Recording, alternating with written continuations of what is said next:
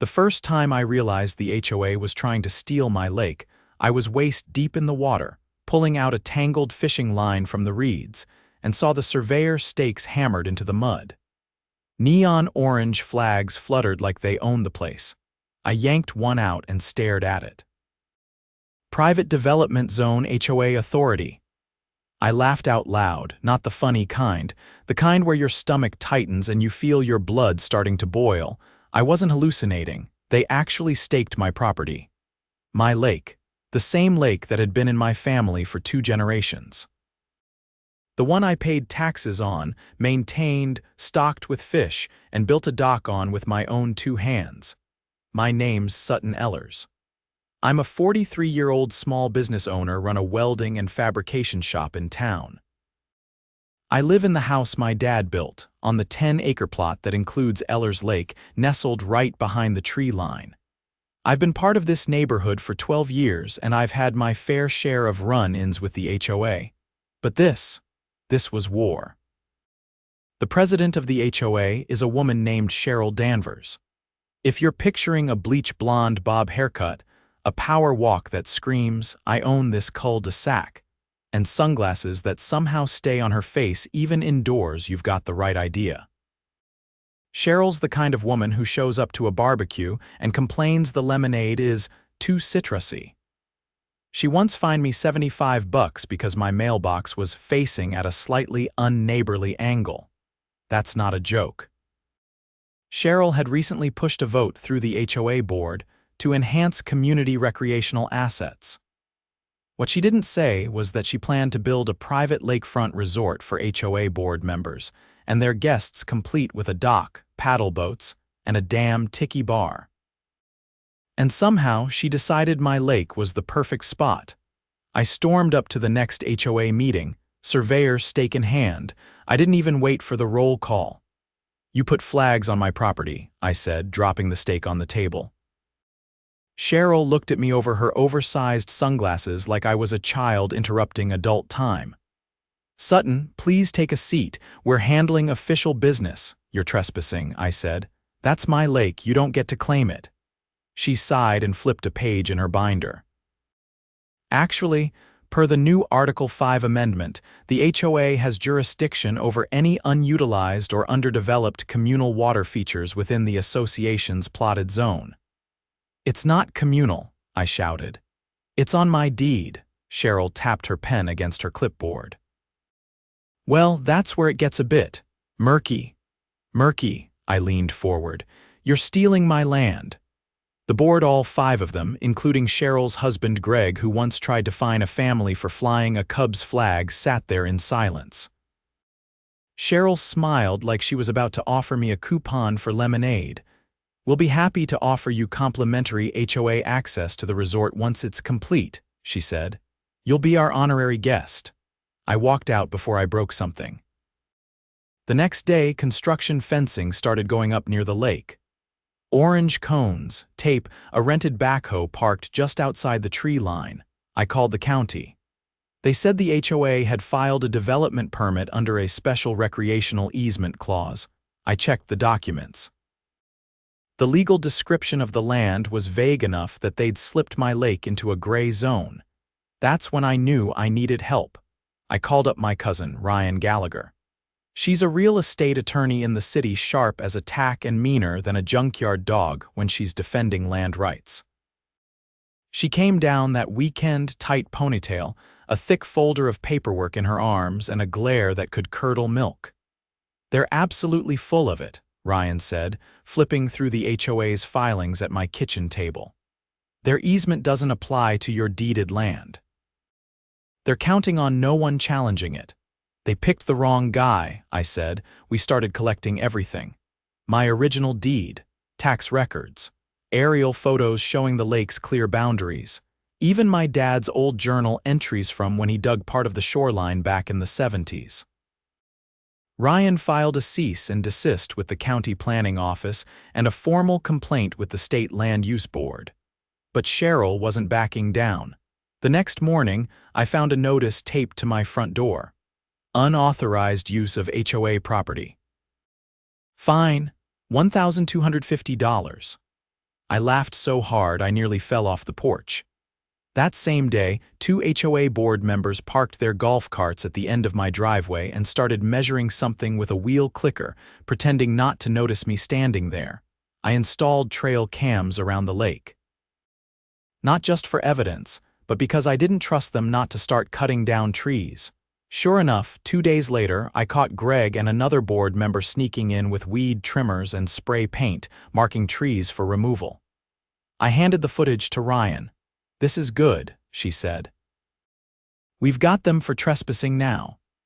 But Cheryl had already started selling resort memberships to HOA insiders under the table, of course. We found a post on a private Facebook group offering exclusive first access to Lake Danvers. That's right. The woman renamed my lake after herself. I was done playing defense. Ryan filed for an emergency injunction with the state court. We needed to freeze the construction and prevent further encroachment.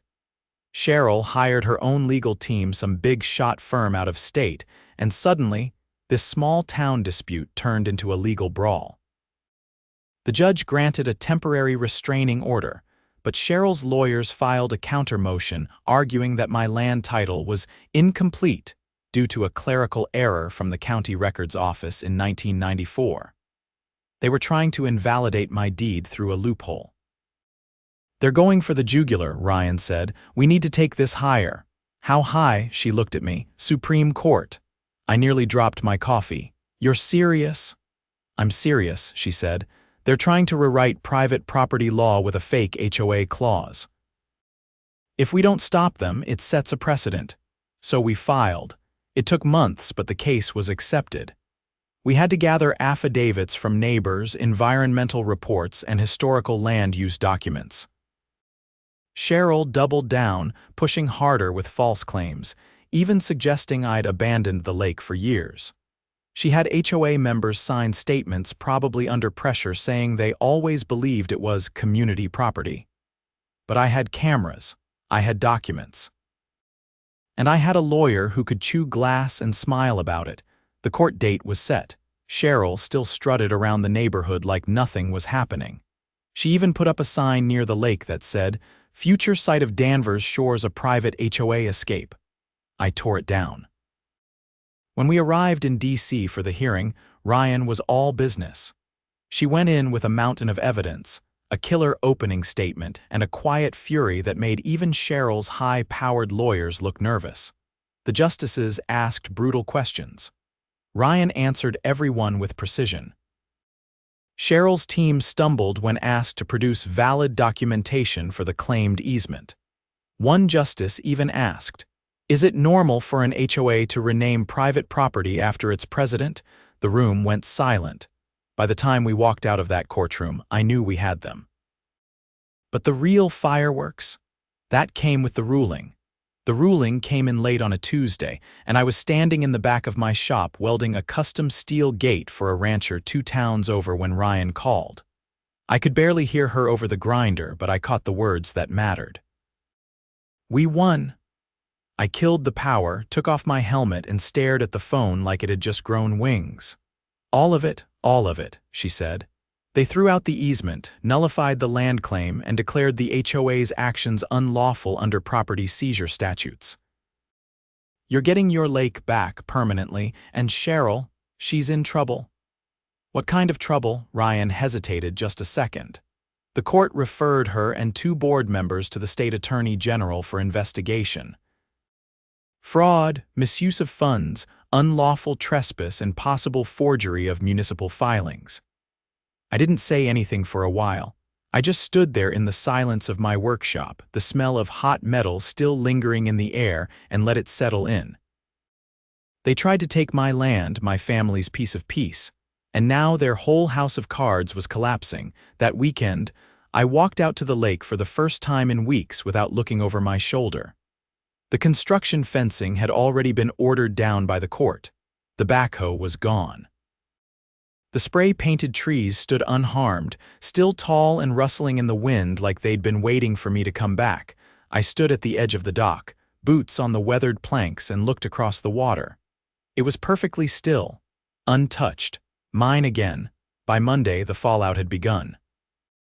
The county sheriff showed up at Cheryl's house with 2 deputies and a sealed warrant.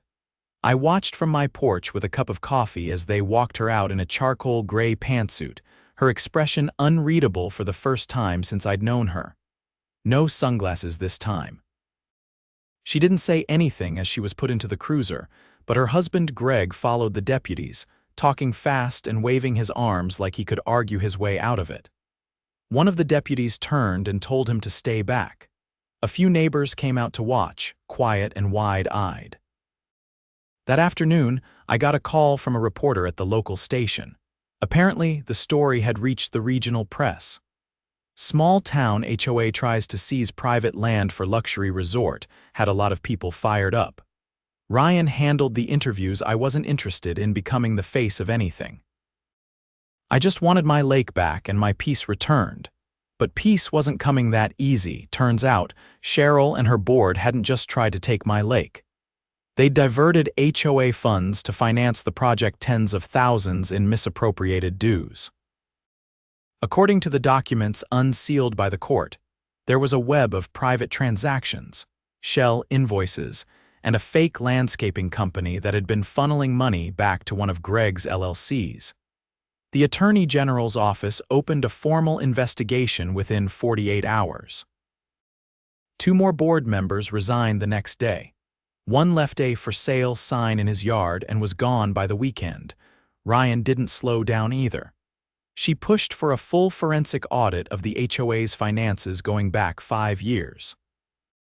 If they were bold enough to forge property lines, she told me, they've probably been cooking the books for a while. And she was right.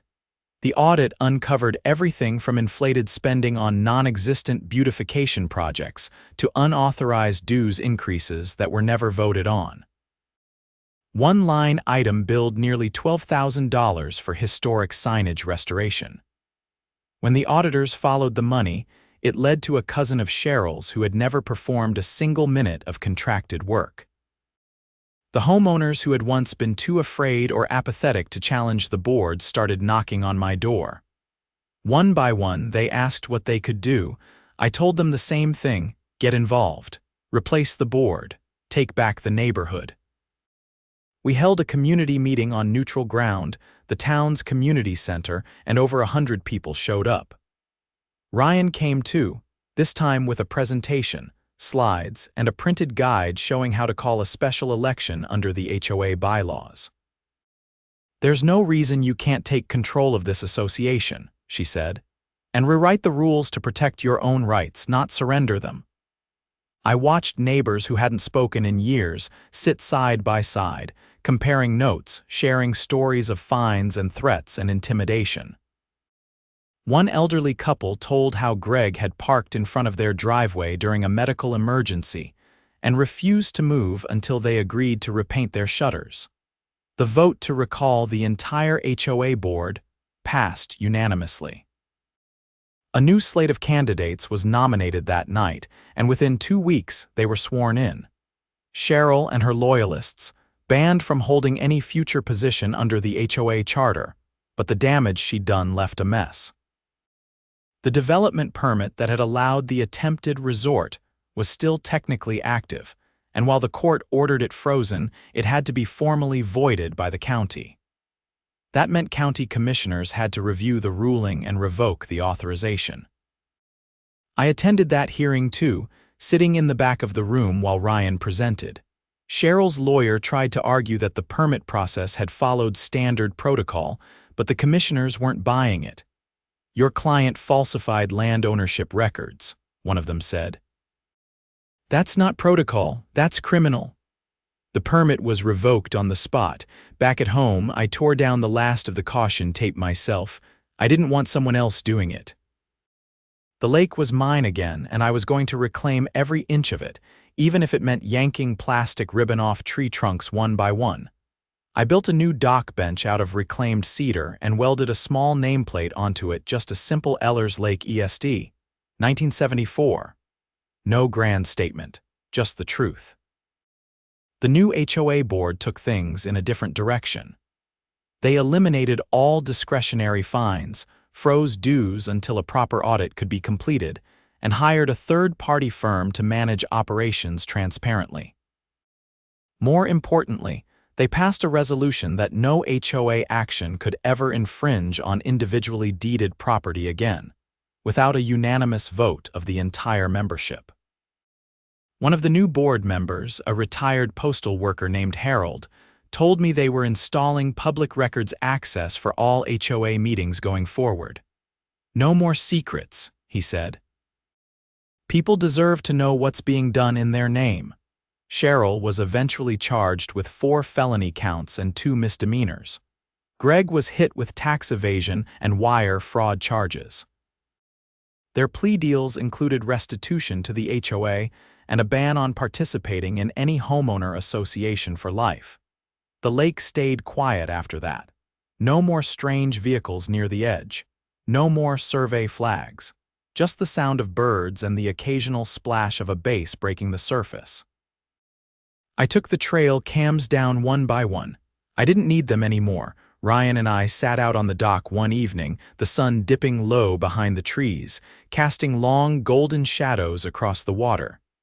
"You know," she said, "a lot of people would have just folded. Let them take it and moved on." I couldn't, I said. It wasn't about just the land, it was the principle. They thought they could rewrite reality just because they had a clipboard and a title. She nodded. They underestimated you. They always do. The wind picked up slightly, rustling the leaves and carrying the scent of pine across the lake. I leaned back on the bench, the metal plaque warm beneath my hand, and felt something I hadn't in months: stillness, not silence, not victory. Just stillness. And that was enough. The first sign that the fallout was far from over came in the form of a letter from the county assessor's office. It was thin, cream-colored, and looked like any other municipal envelope until I opened it and read the contents. They were reassessing my property's value, not just the house, not just the lake, the whole 10 acres. The letter claimed recent development interest and potential recreational zoning had materially increased the taxable value of the land. My blood ran cold. It wasn't subtle. It was retaliation masked as bureaucracy. I drove straight to the assessor's office the next morning, still in my shop coveralls, with the letter folded tightly in my pocket. The receptionist looked up as I came through the glass doors, blinking like she hadn't had anyone enter with that much purpose in a long while. "I need to speak to whoever signed this," I said, placing the letter gently but firmly on the counter. She glanced down, then typed something into her computer. "That would be Mr. Carville. He's in the back." Carville was a man in his 60s with silver hair combed straight back and a habit of chewing the end of his glasses when he wasn't wearing them. I didn't wait for an invitation. I walked into his office and shut the door behind me. "You decided to increase my property taxes by 30% because of an illegal development that never happened," he blinked, caught off guard. "Mr. Ellers, correct? You know who I am." He sighed and gestured for me to sit. I didn't. He placed his glasses on his nose and looked at the letter. "This reassessment was filed after a petition was submitted to our office by the Twin Pines HOA, citing increased land value due to potential recreational use." "There is no potential recreational use," I said. "The state Supreme Court ruled that development illegal. Cheryl Danvers and her board are under criminal investigation for fraud. That petition shouldn't even exist." He squinted at the document. "I wasn't made aware of any legal rulings when the petition was processed." "You are now," I said. "And you're going to reverse that reassessment." Carville hesitated, then nodded once. "I'll open a review. It'll take a few weeks." "You've got 3 days," I said, turning to leave. "After that, Ryan Gallagher will be filing for administrative misconduct." That evening, Ryan showed up at the house unannounced, holding a stack of folders and a look I hadn't seen before. Not anger, not confidence, worry. "They're not done," she said the moment I opened the door. "I just got off the phone with a contact at the state's property commission. Someone has been submitting anonymous tips to multiple agencies claiming you've been operating an illegal commercial business on residential zoned land." I stared at her. They're trying to take my shop now, she nodded. If they can't get your land, they're going after your livelihood. They've filed complaints with the zoning board, the EPA, and even OSHA. And the paperwork is sophisticated. Someone knows how to weaponize bureaucracy. I sat down at the kitchen table and ran my hand through my hair. How the hell are they still pulling strings? Cheryl's facing criminal charges. The board's been replaced. Ryan opened one of the folders. Greg had a shell company, Twin Pines Consulting. It wasn't just a front for embezzlement, he used it to hire a private compliance service. The company has contacts in multiple agencies. We think they're the ones pushing these tips. Then we need to expose them, I said. She nodded. We will, but we need proof. Over the next 2 weeks, we built a case. I installed motion sensors around the shop and trail cams near the access road again, not to catch trespassers this time, but to see who was watching. Ryan filed public records requests on every agency that had received a complaint about me, and slowly, the pieces came together. The same IP address submitted complaints to the zoning board, the county health department, and the EPA.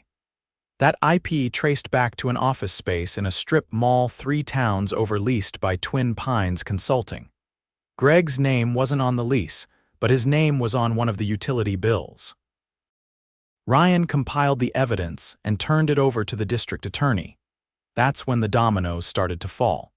Within days, the DA's office launched a secondary investigation not just into Cheryl and Greg, but into the broader network of companies they had used to manipulate HOA operations. It turned out they'd embedded themselves deep using fake vendor contracts, inflated maintenance bills, and quietly hiring private firms to file strategic legal threats against homeowners who opposed them. The most damning revelation: Twin Pines Consulting had filed permits under forged homeowners' signatures to secure development perks for the fake lake resort. One of the signatures belonged to a woman who had passed away 2 years prior. The local news ran a story titled HOA Empire Crumbles, Fraud, Forgery, and a Ghost Signature Scandal. I didn't speak to reporters. I didn't have to. The community was fired up, and for once they weren't afraid to show it. A week later, the sheriff called me directly. We're issuing warrants for Greg Danvers and 2 other former board members, he said. They fled the county last night, but we've got leads. We'll find them. I asked him if they were considered dangerous. He paused. They've been draining people's savings and threatening property owners for years. Financial predators are dangerous in their own way. Meanwhile, the new HOA board, still reeling from the scope of the corruption, held an emergency meeting to propose dissolving the association altogether. It was a bold move and not without risk. But the community voted overwhelmingly in favor. Twin Pines HOA was officially disbanded 32 days after the Supreme Court ruling. That night, the neighborhood felt different, not louder or more active, just lighter. People waved when they saw you. Kids played in front yards where no ball game signs used to be. Mailboxes, once strictly regulated for color cohesion, were suddenly a rainbow of expression. I stood under the floodlight outside my shop, watching as one of my neighbors, an Army vet named Malik, hauled down the old HOA bulletin board with a crowbar. He looked over at me once the last bolt came loose. "Feels good," he said. Damn right it does. Ryan and I sat on the dock again a few evenings later. This time she had a beer in her hand and her shoes off, toes skimming the water. "They're going to jail," she said almost casually.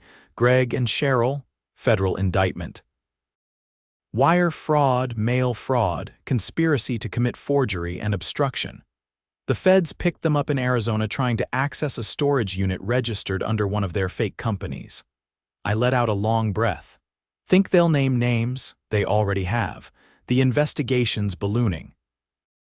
Turns out Twin Pines HOA wasn't the only association they were involved in.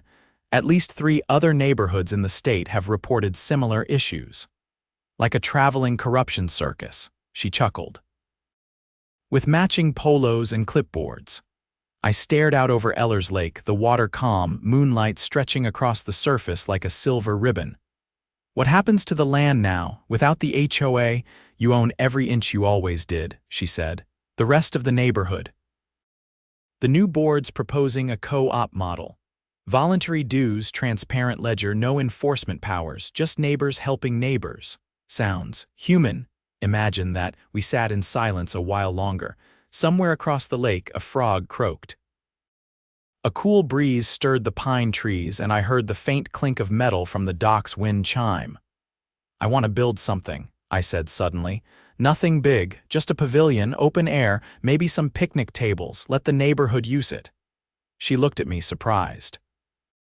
"After all that?" "Because of all that," I said. "They tried to steal this place to make it exclusive. I want to open it up for everyone." She tapped her bottle against mine. "Then let's build it right." We did. By summer, the Ellers Lake Pavilion stood at the north end of the water, framed in steel and cedar, hand-built by volunteers. No reservations, no key codes, just a chalkboard sign that read, "Use it, don't abuse it." That 4th of July, the entire community gathered at the lake. Kids swam, families grilled, and one neighbor brought an old speaker system that played classic rock until the stars came out. No one mentioned the HOA, no one needed to, they were gone. The lake was ours. The first time I realized the lake was finally safe, truly safe, I was standing waist deep in the water again, this time with a handful of duckweed and no survey stakes in sight. The silence wasn't tense anymore. It was just nature doing what it always had, no clipboard pushers trying to carve it up with self-serving bylaws. The sun was low, amber light catching on the ripples, and all I could think was, they're gone. Really gone, but the legal system wasn't quite finished with them. The federal indictment against Cheryl and Greg had been just the beginning. After the arrest in Arizona, the feds peeled back a deeper layer of their operation. Turns out, Twin Pines Consulting wasn't just defrauding our HOA. They'd embedded themselves in advisory roles in at least 3 other homeowners associations across the state, each one funneling money into the same 2 bank accounts registered in the Cayman Islands. When Ryan called me about it, her voice was sharper than usual, like she'd been running through legal documents without stopping for breath. "It's organized racketeering," she said. "They were laundering association funds through fake maintenance contracts across multiple jurisdictions. This wasn't just greed, it was a criminal enterprise." I didn't say anything at first. There was something surreal about hearing that kind of language applied to the people who once held clipboard inspections on my mailbox. But that was the thing. Cheryl and Greg had played the long game. They'd used the trust of quiet neighborhoods, the fear of fines, and the apathy of homeowners to build their own little empire. Now, it was collapsing. By early fall, the Department of Justice stepped in. Federal prosecutors filed charges under the RICO Act, racketeer, influenced, and corrupt organizations. Greg's shell companies, Cheryl's forged permits, and the network of consultants they planted in other HOAs were all included in the case. The indictment was nearly 100 pages long. The trial was set in a federal courtroom 2 counties over. I wasn't called to testify, but I went anyway. I sat in the back row, silent, watching the culmination of months of exposure, hearings, and late-night strategy sessions with Ryan. Cheryl wore a navy pantsuit and avoided looking at anyone. Greg looked like he hadn't slept since Arizona. The prosecution didn't hold back.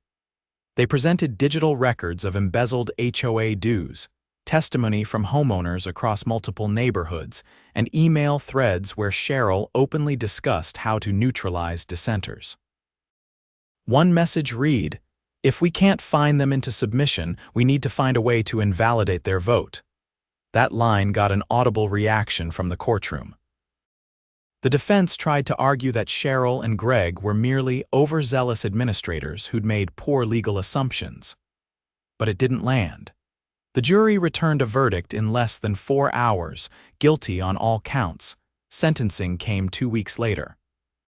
Cheryl received 15 years in federal prison for conspiracy, fraud, and money laundering.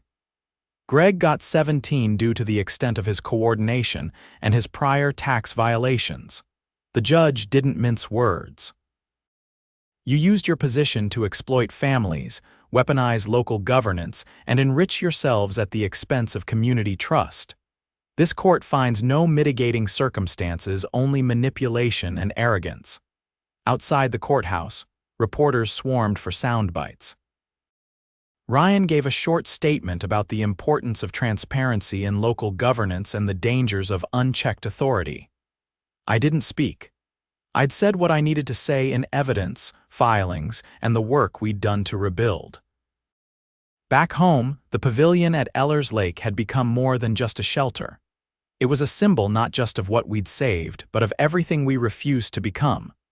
There were no fences, no rules posted in fine print, no one patrolling the edges with a clipboard, just families sharing space. People brought potlucks. Kids built forts in the woods. Someone even set up a free library box near the trailhead, stocked with paperbacks and gardening guides. One afternoon, Malik stopped by the shop with a folded piece of paper tucked in his back pocket. He handed it to me without a word. It was a petition handwritten, signed by over 70 residents requesting that I run for the new Community Council's land steward position. It wasn't anything official, just a rotating post to oversee shared spaces and mediate property questions when they came up. "I'm not a politician," I said. "You don't need to be," Malik replied. "You just need to care more than the last bunch did." I didn't answer right away. But a week later, I added my name to the bottom of the candidate list. No speeches, no campaign signs, just a promise to keep things honest. That fall, the town hosted a harvest festival at the lake. No one called it an event. It just happened. Someone brought cider, someone else set up hay bales and fire pits. Ryan came down with her partner and we sat on the dock as music drifted across the water from a Bluetooth speaker someone had duct taped to a tree. "You ever think it'd end like this?" she asked. I shook my head. "I thought I'd be fighting them forever." She tipped her head toward the crowd. Turns out, all it took was a few people refusing to shut up. Later that night, as the fire pits burned low and the stars came out in full, a local high school student got up on a picnic table and read a poem about the lake. It wasn't polished, it was raw, honest, full of phrases like, "This shore knows the weight of boots and bruises and barefoot laughter." People clapped. No one told him to stop, no one asked if he had a permit, and that was the difference now. In the weeks that followed, the neighborhood co-op finalized its bylaws. Voluntary dues. No enforcement powers. Every decision required a majority. But most importantly, they included one clause at the top of every section. No rule may override the rights of deeded landowners, nor may any policy be used to intimidate or coerce individual property holders. It was Ryan's wording. She didn't just want protection, she wanted it in writing. The county, for its part, issued a public apology regarding the attempted reassessment of my property. A new assessor was appointed, and training protocols were updated to prevent future manipulation by third parties. They even offered me a 1-year tax abatement as compensation. I declined. I wasn't in it for the money. One cold morning just before winter set in, I walked the edge of the lake and found something half buried in the dirt, an old HOA sign, cracked and bent with weather. It read "Private Property HOA Access Only." I picked it up, brushed off the mud, and carried it to my shop. I welded it into the base of a fire pit. That weekend, we lit that fire pit for the first time. Families gathered around, roasting marshmallows, not because a flyer told them to, but because they wanted to. Because no one was watching. Because it was theirs. Because we earned it. And as the flames rose and laughter echoed across the water, I realized something I hadn't fully grasped before. We didn't just win a court case. We reclaimed a way of living, no more threats. No more flags in the mud, just earth, water, and neighbors, exactly the way it should be.